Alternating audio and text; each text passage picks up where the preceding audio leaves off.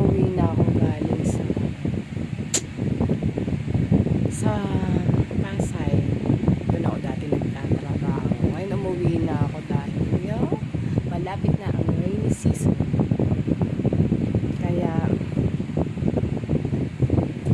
Kaya medyo hindi na ako papasok sa trabaho ngayon.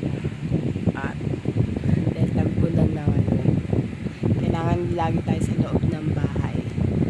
Sa loob lang tayo ng bahay palagi. Kaya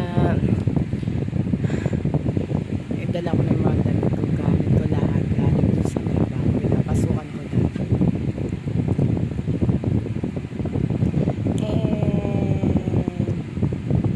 Ngayon rainy season, mahirap ang buhay, pero mas mahirap sa labas kasi baha at ulan.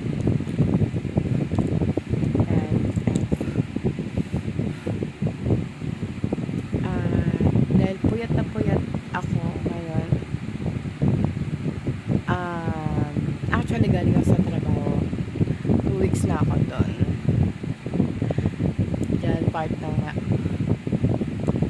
Manila din. So hindi ako everyday, mga 3 beses sa linggo.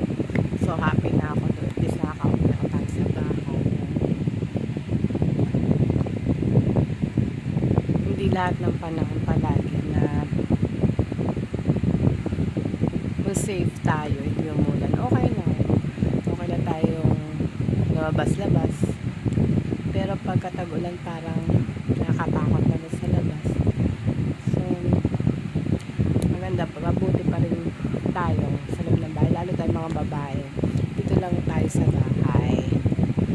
Sa mga housewives, sa teenagers, sa mga estudyante, sa mga nagtatrabaho sa mall, it depends. Sa call center naman pwede rin sila maglabas-labas, pero ngayon tag-ulan talaga sobra, parang hindi mo kakayanin lumabas araw-araw palagi.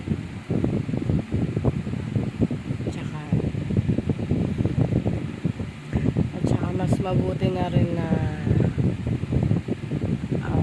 magluto sa bahay, mas okay pa yun. Pero plano ko pumunta ng mga mall, SM Mega Mall, Ayala Mall, Magallanes, Makati. Sa Makati na pala yun. Punta ako ng punta doon, so Makati na pala yun.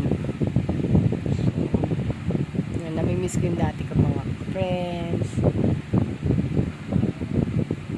So matagal siguro bago magkita or di na kami magkikita. Kaya naniisip pa rin ako. Magallanes, Makati na yun. Buendia, Ortigas, Makati na. So plano ko pumunta doon. Pero nakikita ko mega mo. Parang gusto ko siyang puntahan. Gusto siyang puntahan ng mega mo na yan.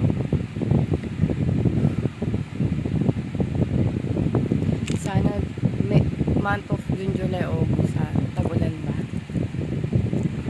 Rapid na rin ng taglamig, pero stay vacation pa rin. At least pag summer may sobrang init naman.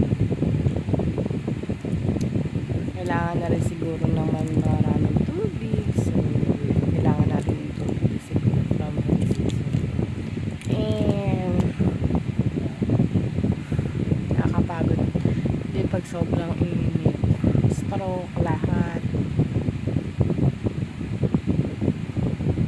Mainit, sobrang sakit sa mata, masakit sa ulo, kailangan pa rin magpayong, kailangan mo mag-sombrero, mag-shade para di mas masunog sa araw yung balat, pupis. Pag tag-ulan naman, matraffic, maraming tao, baha, hirap pumasok ang hirap umuwi galing trabaho kasi maulan. Yun lang, siksikan sa sakyan, nakakapagod. Buwan na manggang kailan yun. Pero month of June yun, talagang umulan. And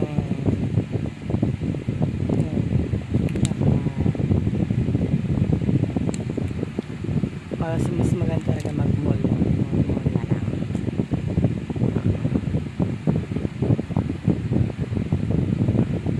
Masarap mag-vlog. Alam niyo kung anong oras na? 2 o'clock ng madaling araw. Nagigising ko lang. Nakatulog ako 30 minutes, 1 hour. Nanonood ng TV, YouTube. Wala pa kami Netflix. May nanonood ako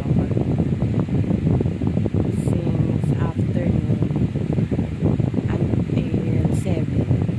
Nanonood ako na. Kapagod. Linis ng bahay. Yan, naglag ako. Isip-isip ko anong gagawin. So,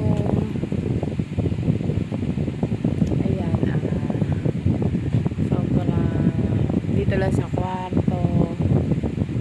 Walang maggawa. Pagliligpit sana ang damit, pero parang pag umaga na lang, tanghali. Madaling araw na kasi. Na parang nakakatamad na rin.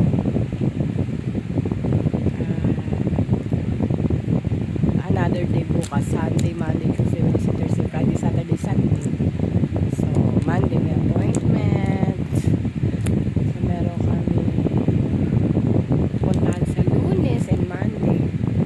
So, natamad talaga ako mag-duty ng work at night. Sa gabi ako nagtatrabaho. And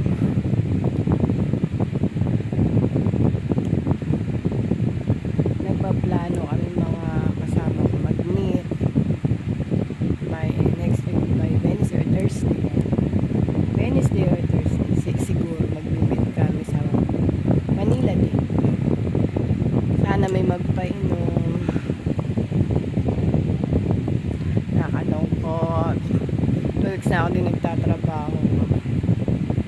Pero nag-enjoy ako.